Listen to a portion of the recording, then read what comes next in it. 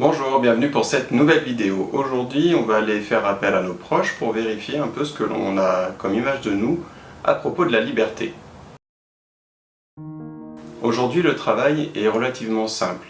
Pas forcément facile pour autant, mais simple. Il suffit d'aller voir quelques proches et de leur demander si, à leur avis, nous sommes libres, avec leur propre définition, sans leur donner quelle est la définition. S'ils nous demandent quelle est notre définition de la liberté, ce qu'on veut dire par là, on peut leur renvoyer la question, leur demander pour toi qu'est-ce que c'est être libre et suis-je libre?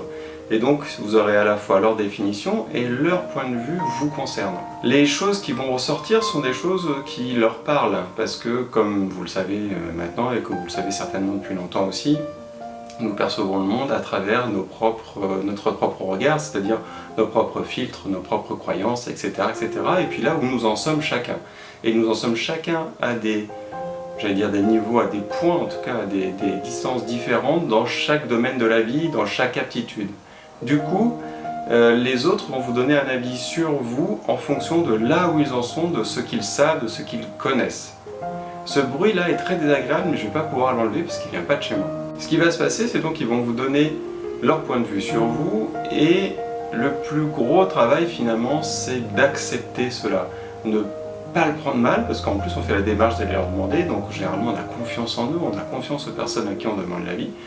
Donc le plus gros de l'exercice finalement, c'est de faire cette démarche, d'aller poser cette question de façon très ouverte, de façon très humble, et d'accepter avec la même amplitude, la même profondeur, je ne sais pas comment dire, d'accepter ce qu'ils vont nous dire.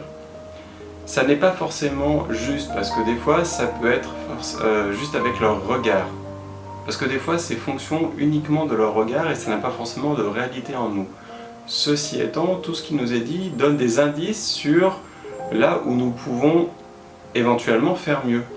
Donc tout n'est pas à jeter, tout peut être considéré, en tout cas regardé, noté quelque part dans un coin de notre tête pour des indices sur les choses que nous pouvons travailler ou où nous avons des perceptions complètement différentes et peut-être est-ce pour ça que nous ne voyons pas, que nous ne sommes pas libres dans cette direction, dans ce domaine qui est mis en avant par notre proche.